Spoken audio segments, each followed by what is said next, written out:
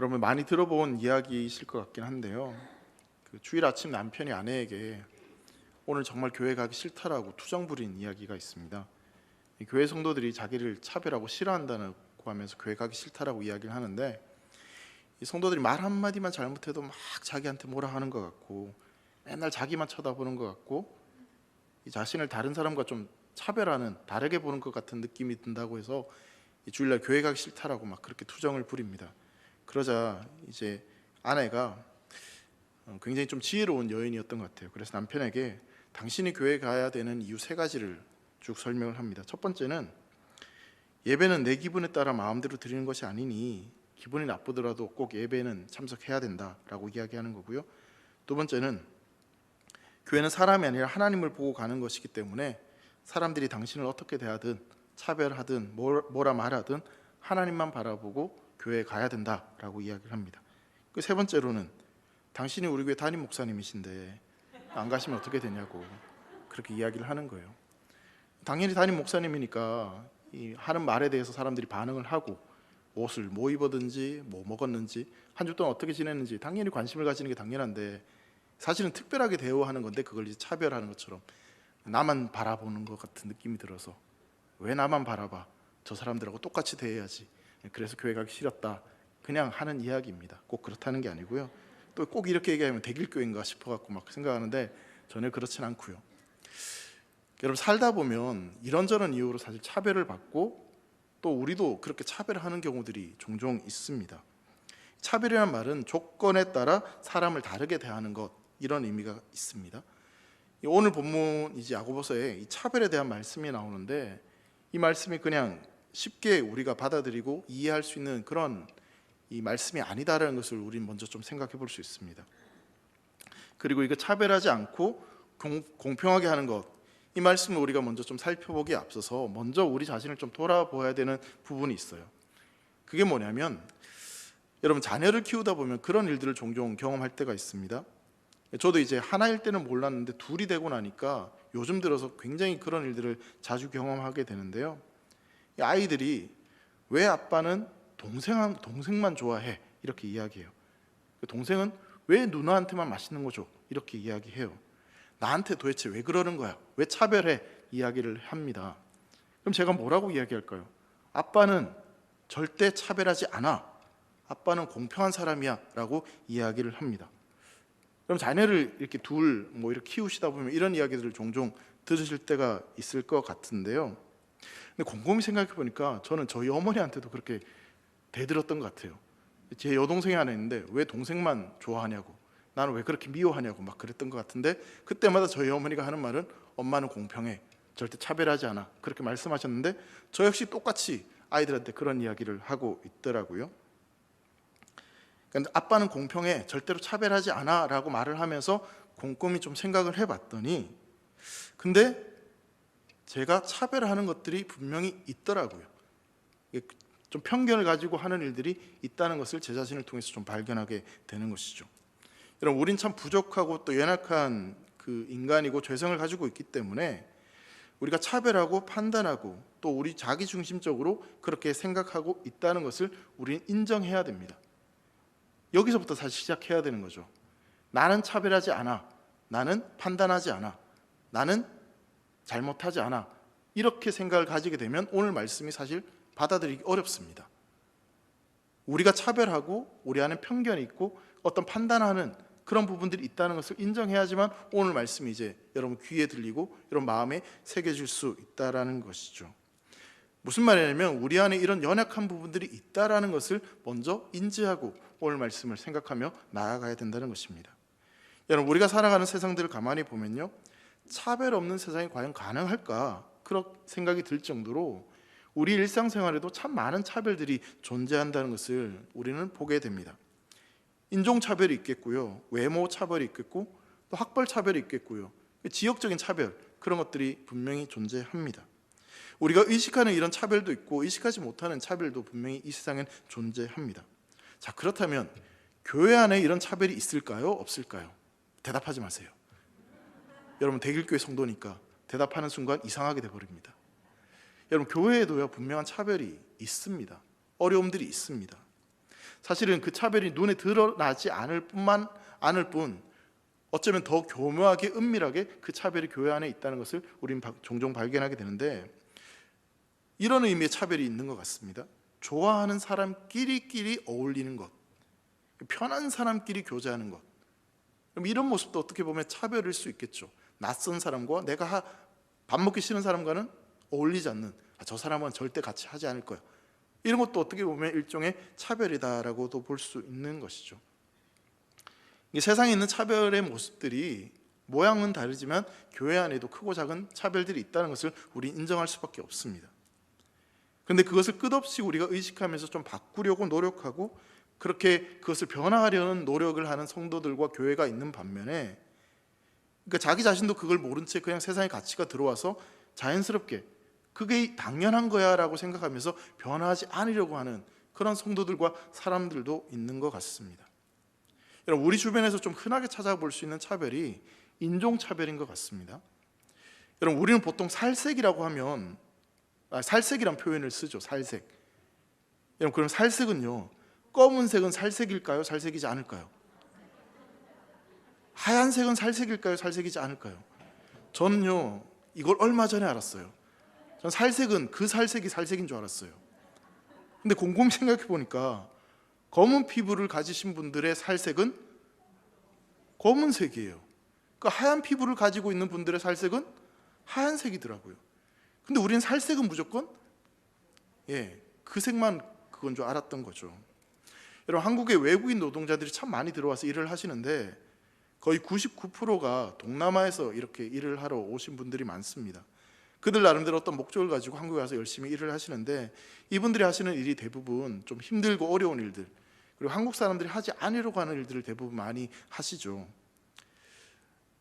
근데 이런 분들이 그 한국에 들어와서 가장 먼저 배우는 말들이 있다고 합니다. 그게 뭐냐면 바로 욕이래요. 욕.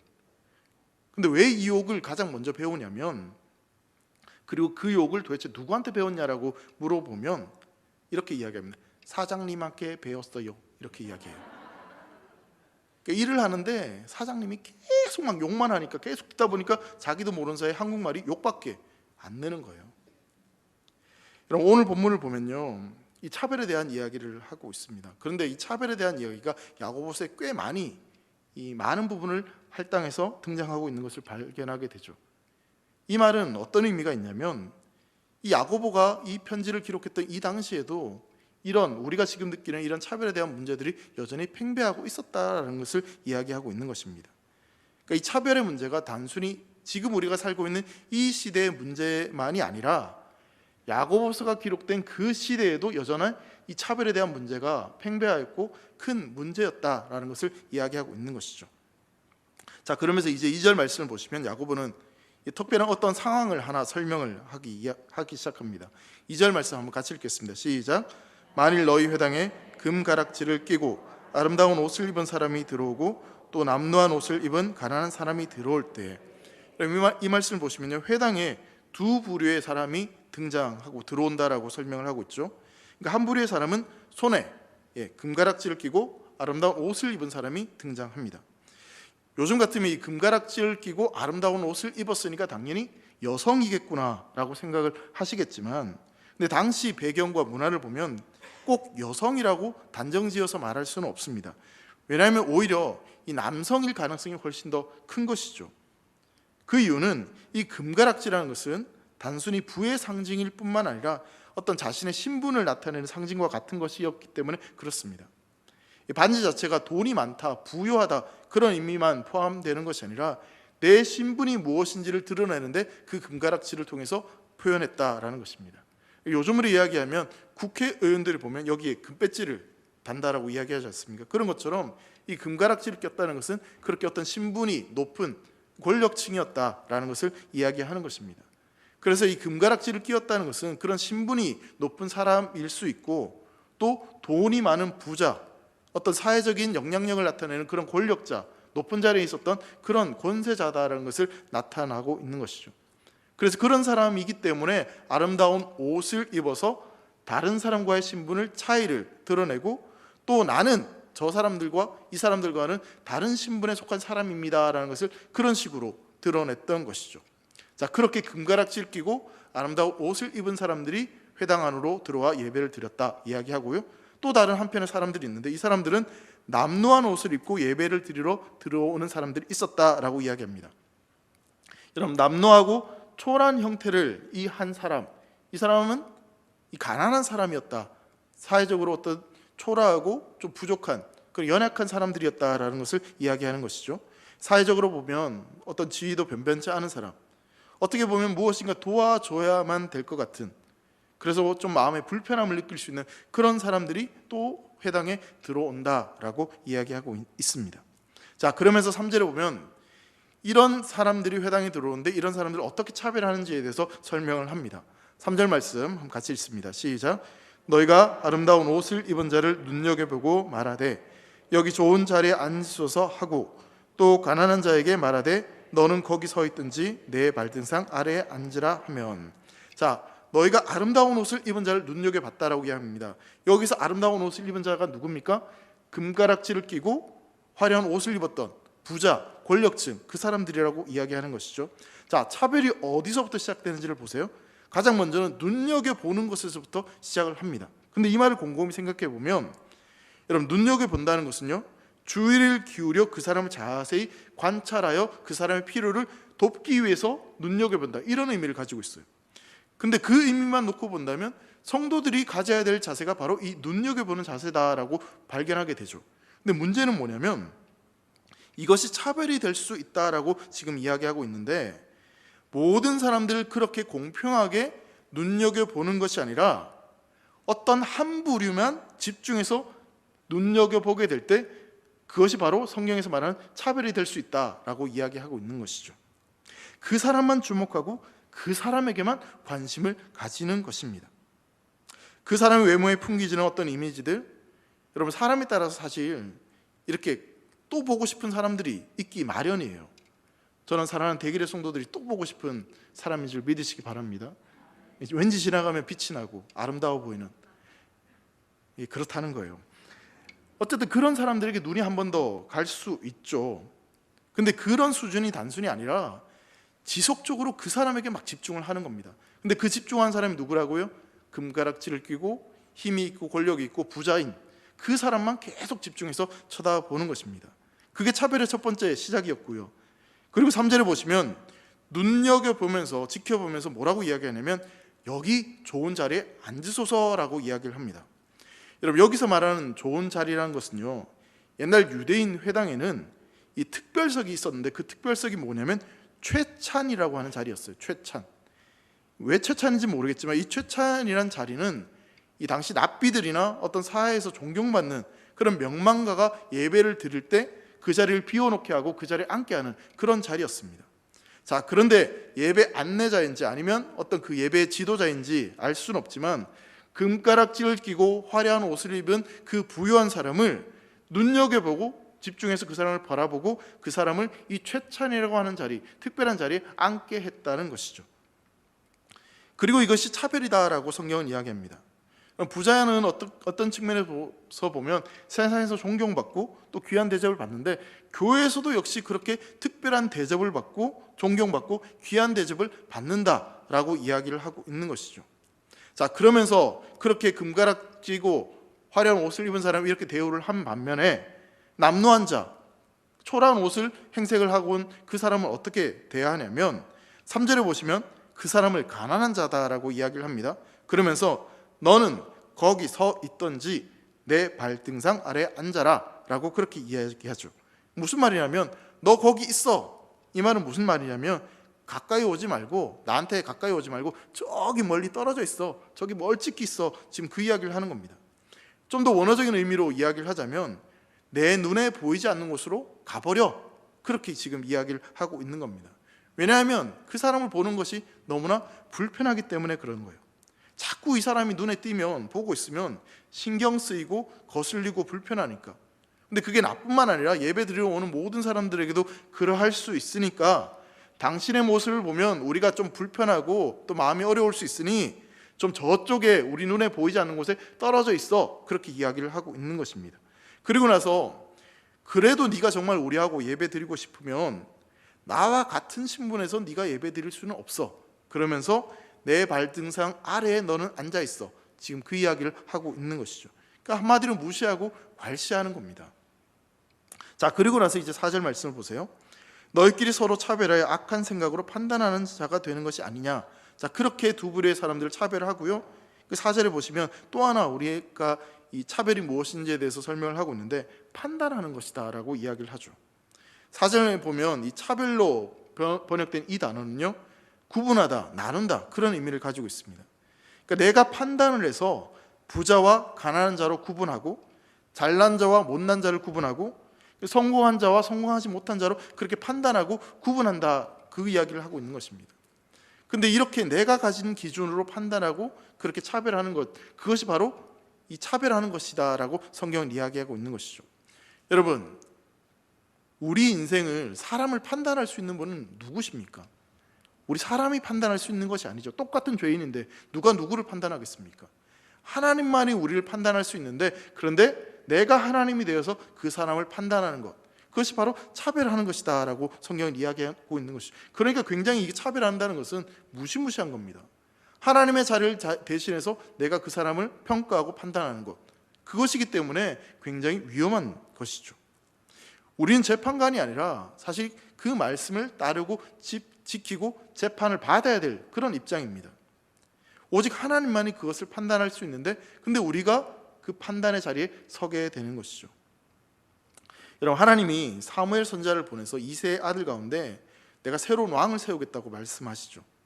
그래서 이새의 아들들 가운데 정말 잘생기고 정말 멋있는 아들들 쭉 이렇게 하는데, 근데 하나님은 그들을 선택하지 않으시고 마지막 다윗을 하나님이 선택하셔서 말씀하셨어요. 사무엘상 16장 7절 말씀 보시면요, 내가 보는 것은 사람과 같지 아니하니 사람은 외모를 보거니와 나 여호와는 중심을 보느니라 하시더라 라고 말씀하고 있습니다. 그러니까 하나님께서는 사람 볼 때 우리가 보는 기준과는 다르다라고 말씀을 하고 있는 것이죠. 사람은 겉으로 드러나는 모습, 금가락지, 화려한 옷, 그런 것을 통해서 사람을 평가하지만 하나님은 그런 외적인 조건이 아니라 그 사람을 놓고, 그 사람됨을 놓고 평가하시고 그 중심을 놓고 판단하신다라고 말씀을 하고 있는 것입니다. 여러분, 만약에 지금 우리가 이렇게 하나님 앞에 예배를 드리고 있는데 지금 이 순간 갑자기 정말 초라하고 냄새나고 그렇게 더러운 그런 노숙자 한 분이 뚜벅뚜벅 걸어와서 여기서 함께 예배 드린다고 생각하면, 여러분 정직하게 보면 우리 모두는 다 좀 불편한 마음을 가지게 됩니다. 불편한 생각이 듣고 또 어떤 생각이 드냐면, 또 교회 와서 뭔가를 바라고 왔구나, 그런 생각이 들기 마련인 것이죠. 저도 사실 그런 마음들이 들 때가 많습니다. 종종 이렇게 교회 사무실에 있으면 2층 문을 누가 똑똑 두들기면서 오시는 분들이 있어요. 그게 우리 교회 성도님이면 정말 반갑고 너무나 좋겠지만 그렇지 않은 경우들이 종종 있습니다. 그래서 그분들이 하는 이야기가 뭐냐면, 오늘 한 끼도 못 먹었습니다. 딱 봐도 술 사드시려고 돈을 요구하는 건데, 그런 생각이 드는 거죠. 그럴 때가 종종 사실 있습니다. 그리고 나서 어쩔 수 없이 지갑을 열어서 돈을 쥐어드리고 나면 하루 종일 왠지 좀 마음이 불편해요. 왜 줬을까? 안 주고 그냥 1층으로 보낼 걸. 그냥 그런 마음들이 들기 마련입니다. 사실 불편한 마음들이 드는 것이 저뿐만 아니라 우리 모두가 그런 마음이 들 수밖에 없는 거죠.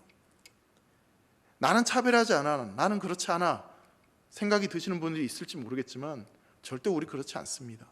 야고보서에 등장하는 이런 차별하는 모습들이 우리 안에도 있고 그런 불편함들이 우리 안에 있다는 것을 우린 스스로 인지해야 되는 것이죠. 자, 그렇다면 그런 우리 안에 어떻게 하면 이 차별의 문제들을 해결할 수 있고 하나님의 뜻에 합당한 인생을 살아갈 수 있을까? 그 해결책이 바로 오늘 보면 1절 말씀에 나오고 있습니다. 1절 말씀을 우리 다 같이 한 목소리로 함께 읽겠습니다. 시작. 내 형제들아, 영광의 주 사람을 대하여 차별하지 마라. 자, 차별하여 대하지 말라. 여기서 차별하지 말라고 하신 말씀에 이 가장 핵심이 뭐냐면요, 바로 영광의 주입니다. 영광의 주. 여러분, 영광의 주는 바로 부활하신 예수님, 모든 사망과 권세를 이기시고 부활하신 그 예수님을 뜻합니다. 그 예수님이 바로 우리를 사랑하셨습니다. 영광의 주 예수님이 우리가 아직 죄인 되었을 때 우리를 택하셨고 우리를 사랑하셨습니다. 아직도 우리가 하나님을 제대로 알지 못하고 방황할 때 그때 하나님께서 우리를 찾아오셔서 우리를 택하시고 부르시고 우리 인생을 붙잡아 주셨습니다. 하나님은 있는 모습 우리 그대로를 사랑해 주셨습니다. 차별하지 않으시고 우리의 있는 모습 그대로 모든 것들을 용납해 주시고 받아주시고 사랑하셨습니다. 성도 여러분, 영광의 주님 되신 그 예수님께서 이 땅에 오셔서 찾으시고 부르신 자들이 누구입니까? 바로 저와 여러분도 아닙니까? 정말 보잘것없고 연약하고 초라하고 영적으로 가난한 우리들을 예수님 먼저 찾아오셔서 예수님 우리를 부르셨습니다. 천지를 창조하시고 세상에 가장 큰 권세를 가지신 그 예수님께서 스스로 가장 낮아지셔서 나와 같은 가난한 자를 찾으시고 살리시고 본인은 더 가난해지시고 더 낮은 곳에서 결국 그 영광의 주님께서 십자가에 달려 죽으시는 말미암아 우리의 삶을 우리에게 생명을 허락해 주셨습니다. 그 은혜를 깨닫고 그 은혜를 믿는 자라면 어떻게 너희의 삶이 차별하며 편견 그런 인생을 살아갈 수 있겠느냐라고 말씀을 하고 있는 것이죠. 결국 차별한다는 것은 무슨 이야기냐면 정말 죄송한 표현이지만 믿음이 없는 겁니다. 내가 정말 구원받았다는, 내가 생명을 얻었다는, 내가 정말 영광의 주 그 주님을 만났다는 그 경험과 그 믿음이 없기 때문에 결국은 차별하는 인생을 살아간다라고 성경은 이야기하고 있는 것이죠. 다른 말로 표현하자면 영광의 주님을 만나고 그 영광의 주님을 소유하고 그 영광의 주님 앞에 나아가는 인생은 그 차별하지 않는 인생을 살아갈 수 있다라는 것을 이야기하고 있는 것이죠. 결국 이 차별의 문제는요, 영광의 주를 만났느냐 만나지 않느냐라는 거기에 있는 겁니다. 여러분, 바울은 예수 믿기 전에요, 예수님을 만나기 전에 참 많은 것들을 가지고 있었던, 그리고 자랑할 거리가 참 많았던 사람입니다. 근데 여러분, 예수님을 막 만나고 나서, 믿고 나서 그 모든 것들을 배설물로 여기고 내가 유익하고 생각했던 그 모든 것들을 다 도리어 해로 여겼다라고 이야기합니다. 그 이유가 어디에 있겠습니까? 예수님을 만났기 때문에, 그 예수님을 통해서 그 영광을 맛보았기 때문에 그 세상의 모든 것들이 아무것도 아니고 다 배설물처럼 느껴질 수밖에 없었던 것이죠. 사랑하는 성도 여러분, 우리는 그 영광의 주 예수 그리스도를 믿는 자들입니다. 우리의 정체성은 부활하신 예수 그리스도를 믿는 믿음의 사람들입니다. 그 믿음의 소유자이기에, 부활하신 예수 그리스도를 믿는 믿음의 소유자이기 때문에, 그 부활의 영광을 맛본 자들이기 때문에 그 부활의 영광을 소유하고 그 믿음을 붙잡고 살아가는 인생은 차별하지 않는 삶을 살아간다라고 오늘 말씀은 이야기하고 있는 것이죠. 그리고 그 믿음이 있기에 너희는 차별하지 말라라고 말씀하는 겁니다. 여러분, 차별하지 않는 것을 내 인격과 내 의지를 가지고 내 노력으로 할 수 있다고 생각하면 안 됩니다. 결국 이것은 믿음의 문제인 것이죠. 예수님께서 우리를 붙잡아 주셨고 우리에게 그 영광을 맛보게 해주셨기에 우리가 그것을 믿는 자들에게 이 차별하지 않는 그런 은혜들이 주어진다는 것을 우리는 기억해야 되는 것입니다. 결국 우리가 붙잡아야 될 것은요, 지금 우리가 씨름해야 될 것은 이겁니다. 내 인생 가운데 영광의 주를 경험하고 살아가는지 아닌지, 그 영광의 주를 내 주인으로 모시고 살아가는지 아닌지, 그 싸움을 우리는 계속해서 해나가야 되는 것입니다. 나는 차별하지 않을 거야, 나는 판단하지 않을 거야. 여러분, 그 이전에요, 내가 정말 내 인생의 주인을, 영광의 주, 그 부활의 주님을 모시고 살아가는지 안 살아가는지, 여러분, 그것부터 먼저 점검해 볼 필요가 있다는 것입니다. 자, 좀 더 한 걸음 나아가서요, 예수님께서는요, 그렇게 우리가 차별하지 않고 판단하지 않는 그런 인생으로 살아가기를 원하실 뿐만 아니라 우리가 정말 주님을 사랑하고 주님 앞에서 온전히 살아가기를 원하십니다. 그 핵심이 뭐냐면 예수님께 받은 그 사랑으로, 그 받은 은혜로 내가 오늘 만나는 모든 사람들을 그렇게 사랑하고 그 은혜를 흘려보내는 그런 사람으로 살기를 원하신다는 것이죠. 어떤 흑인 청년이요, 예배당 앞에 주저앉아서 울며 그렇게 기도를 하고 있었습니다. 주님, 저는 주님을 만나기 위해 이 예배당에 들어가고 싶은데 제 피부색 때문에 들어갈 수 없습니다. 주님, 왜 저를 이렇게 태어나게 하셨나요? 그때 예수님께서 조용히 다가와 그에게 이렇게 말씀하십니다. 울지 말아라, 걱정하지 말아라. 나는 너와 함께 있단다. 나도 너처럼 이 예배당에는 들어갈 수 없단다. 여러분, 예수님께서 우리 교회에 오신다면 여러분 어떻게 반기시겠습니까? 정말 정성을 다해서 진심으로 환영하고 온갖 좋은 것들은 다 갖다가 드리지 않겠습니까? 제일 좋은 자리로, 제일 좋은 곳으로 그렇게 대접할 것입니다. 근데 예수님은요, 우리 교회에 직접 그렇게 오시지 않습니다. 대신 다른 모습으로 오십니다. 주님은 지극히 작은 자에게 한 것이 바로 나에게 한 것이다 라고 말씀하십니다. 나보다 연약한 형제, 나보다 연약한 자매, 그들을 사랑으로 대하는 것이 바로 주님을 대하고 주님을 모시는 것이다 라고 말씀하고 있는 것이죠. 여러분, 세상의 문화는요, 차별의 문화입니다. 왜 사람들이 그렇게 기를 쓰고 성공하려고 하는 것일까요? 특별한 대우를 받고 싶고 차별 대우 받고 싶지 않기 때문에 좋은 학교, 좋은 학벌, 좋은 직장, 많은 돈을 벌고 싶은 마음들이 있는 겁니다. 대접받는 길은, 차별받지 않는 길은 학벌이 좋아야지, 직업이 좋아야지 차별받지 않는다라고, 넓은 평수의 집에 살아야지만 차별받지 않는다라고 생각하기 때문에 기를 쓰고 그렇게 집도 늘리고 좋은 학교 가려고 애를 쓰는 거죠. 여러분, 좋은 학벌 등 돈을 많이 버는 거, 그것이 결코 나쁜 것은 아닐 것입니다. 하지만 영광의 주를 알지 못한 채 그런 것들을 추구하며 살아가는 것은 굉장히 심각한 우리 인생의 문제가 되는 것입니다. 사랑하는 성도 여러분, 하나님의 은혜가 없이는 영광의 주를 우리가 모시고 그 영광의 주를 바라보고 살아가지 않으면 우리는 세상과 똑같이 살아갈 수밖에 없습니다. 그럼 교회가 세상과 다를 바가 뭐가 있겠습니까? 세상처럼 똑같이 차별하고, 교회에 들어와도 여전히 차별받고, 교회에 들어와도 여전히 상처받고, 그렇다면 누가 교회에 오고 싶겠습니까? 여러분, 은혜가 있어야지만, 그리고 영광의 그 주님을, 내 주인을 모시고 살아야지만 우리 안에 그렇게 나쁜 쓴뿌리, 나쁜 모습들이 사라지게 되고 녹여지게 되는 겁니다. 은혜가 없으면요, 그 영광의 주님의 은혜가 없으면 절대로 우리는 그것을 고칠 수가 없습니다.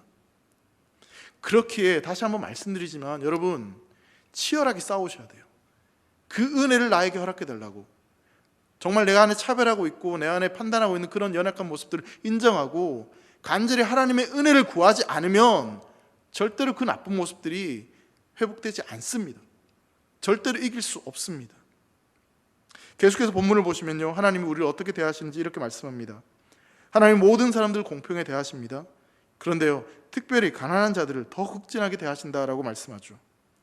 그리고 그들에게 믿음으로 부유하게 하시고 사랑하는 자들에게 나라를 상속하게 하신다고 말씀합니다. 5절 말씀입니다. 내 사랑하는 형제들아 들을지어다. 하나님이 세상에서 가난한 자를 택하사 믿음에 부유하게 하시고 또 자기를 사랑하는 자들에게 약속하신 나라를 상속으로 받게 하지 아니하셨느냐. 여러분, 이 말씀을 곰곰이 생각해 보면 하나님 차별하지 말라고 하셨는데, 근데 이 말씀만 놓고 보면 하나님이 오히려 편애하시는 것은 아닌지, 차별하시는 것은 아닌지 그런 생각을 좀 가지게 됩니다. 근데 여러분, 어떻게 보면요, 편애하는 이 사랑은요, 차별이 아닐 수 있습니다.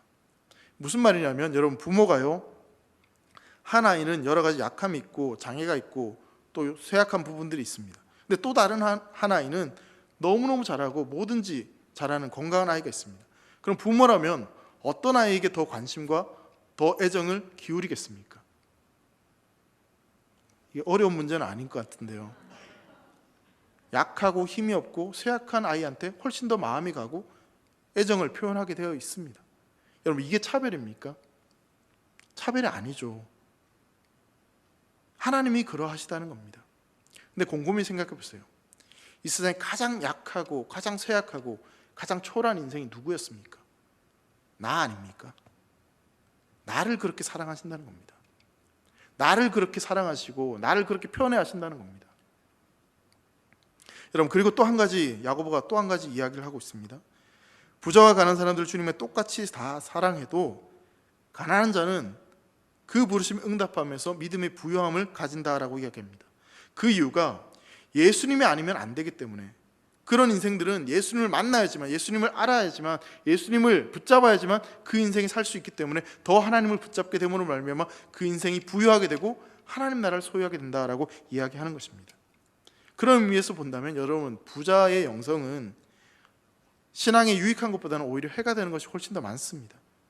죄송하지만 성경 속에 등장하는 수많은 인물들, 그리고 교회사에 등장하는 수많은 사람들을 보면 소득이 많고 부자였던 사람들의 믿음이 건강해지고 부유했다라는 것을 찾아보기 어렵습니다. 물론 개인적으로는 그런 사람들이 있겠지만 일반적으로 그렇다는 것이죠.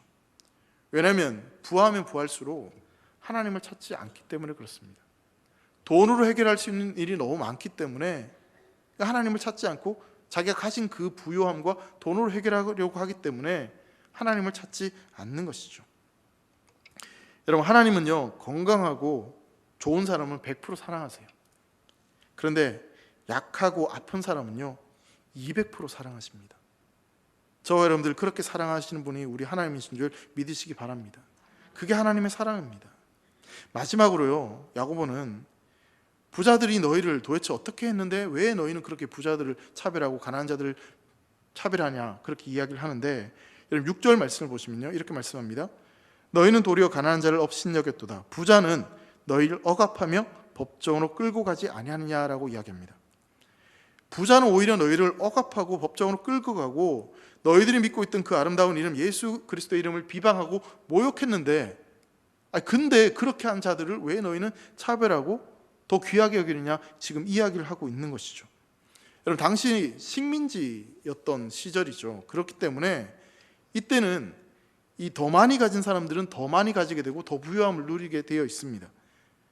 그러다 보니까 끊임없이 재산 분쟁들이 그때 당시 일어나게 되는데, 이 분쟁이 일어나는 이유가 딱 두 가지 정도였다고 합니다. 하나는 이 부자들이 제대로 이 가난한 자들의 임금을 제대로 지불하지 않고 분쟁이 일어나는 경우죠. 이 일한 사람들이 일한 만큼 돈을 달라고 해서 분쟁을 일으키면 법정에 가서 이렇게 판단을 하게 되는데, 근데 그 판단을 하면 거의 누가 이기냐면 부자가 이깁니다. 돈을 써서, 권력을 써서 자신의 잘못을 그렇게 덮는 거죠. 또 하나는 이 고리대금으로 구워주고 나서 결국 가난한 자가 그것을 못 갚게 되면 질질 법원에 끌고 가가지고 돈을 갚으라고, 왜 돈 갚지 않냐고. 그러면서 더 심각한 건 뭐였냐면, 더 모독을 주는 건 뭐냐면, 넌 그리스도인이라고 한다면서, 너 예수 믿는다고 하면서 왜 남의 돈을 구워가서 갚지 않느냐고 하면서 그 예수님의 이름조차 모욕하는 그런 일들을 자행했다고 하는 것이죠.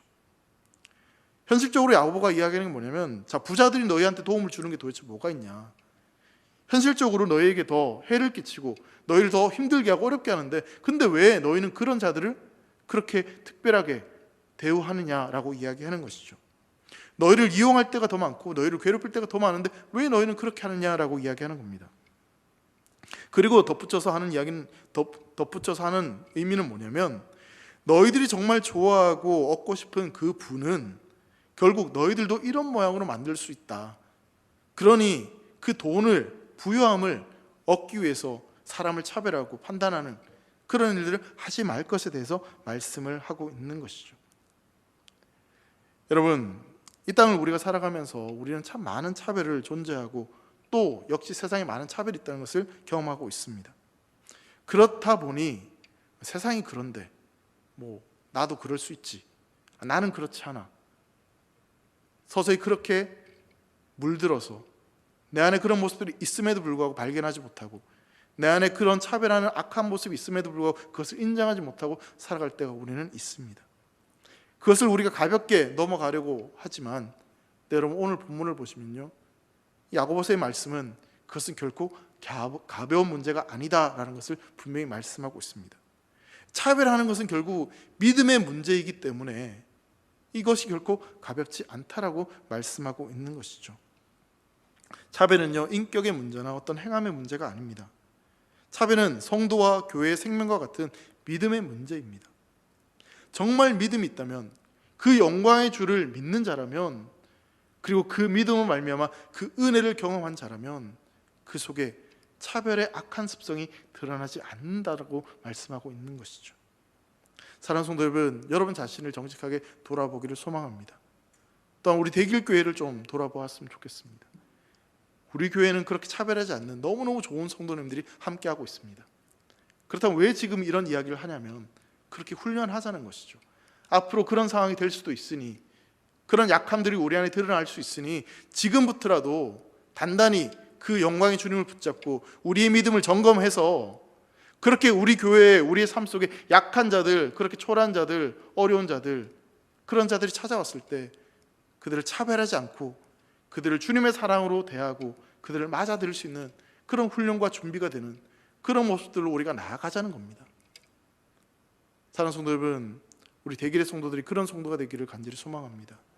우리 대길교회가 그렇게 정말 소외되고 약하고 어려움을 겪는 그런 자들이 찾아와서 위로를 얻고 힘을 얻고, 아, 교회는 차별하지 않는 곳이구나, 교회는 이런 사랑을 하는 곳이구나, 이런 섬김을 하는 곳이구나, 대길교회는 그런 교회구나, 그래서 하나님이 기뻐하시는 교회로 든든히 세워져 가기를 간절히 소망합니다.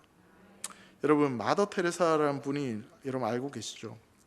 그분이요, 평생 동안 그렇게 연약한 자들, 낮은 자들을 섬기고 베풀며 살았습니다. 근데 그분의 인생이 정말 아름다운 것은 뭐냐면, 그분의 인생의 마지막, 그분이 했던 유언이 참 아름다운 고백이었습니다. 그분이 병이 들어서 치료를 받고 또 막 돌봄을 받고 있을 때 그분이 이런 이야기를 돌보는 사람들에게 했다고 합니다. 의사에게 이렇게 이야기했다고 해요. 나를 가난한 사람과 똑같이 치료하고 대우해 주십시오라고 이야기했답니다. 예수님께서 그렇게 십자가에 비참한 인생을 사셨는데, 이 땅에 내가 행한 어떤 선함과 나의 공로로 인해서 사람들의 눈에 비춰지는 그런 모습들로 인해서 나를 그렇게 특별하게 대우하고 그렇게 극진하게 대접하지 말아줄 것에 대해서 이야기를 했습니다. 끝까지 나는 가난한 사람들과 저들과 같은 모습으로 그렇게 살기를 원한다라고 이야기했다는 것이죠. 여러분, 예수님은요, 이스라엘 사람들이 무시하고 조롱했던 그 사마리아 땅으로 일부러 찾아가셨습니다. 그리고 예수님은 권력 있는 자, 힘 있는 자들을 찾아가신 것이 아니라 병든 자, 약한 자, 초라한 자들, 아픈 자들을 찾아가셨습니다. 그리고 그 예수님이 지금 우리에게 찾아오셨고 여러분 삶에 임재하셨습니다. 그 주님을 믿고 그 영광을 맛본 자라면 이제 그분을 닮아가고 그분이 원하시는 삶으로 나아가기를 소망합니다. 그분이 원하시는 삶은요, 예수님처럼 살아가는 것입니다. 차별하지 않고 모든 이들을 주님의 사랑으로 품어주고 그들과 함께하고 그들을 섬기는 것, 그것이 바로 우리 주님이 원하시는 삶인 줄 기억하시고 그렇게 살아가는 사람은 되기를 모든 성도의 되시기를 주의 이름으로 축원합니다. 기도하겠습니다. 사랑하는 하나님 아버지, 감사합니다. 우리를 차별하지 않으시고 우리에게 찾아오셔서 우리를 불러주셔서 하나님의 자녀 삼아주신 하나님의 은혜를 감사합니다. 하나님, 우린 연약하여서 우리 안에 여전히 차별하는 악한 습성이 있고 판단하려고 하는 연약한 부분들이 있습니다. 주님, 우리의 그런 연약함들을 도와주셔서 이 시간 하나님의 은혜와 사랑으로 그 모든 것들을 덮어주시고 영광의 주를 우리의 주인으로 모심으로 말미암아 우리가 차별하지 않는 삶, 주님의 마음을 품고 살아가는 그런 대길의 성도들이 되도록 인도하여 주시옵소서. 감사를 드리며 사랑하는 예수님의 이름으로 기도합니다. 아멘.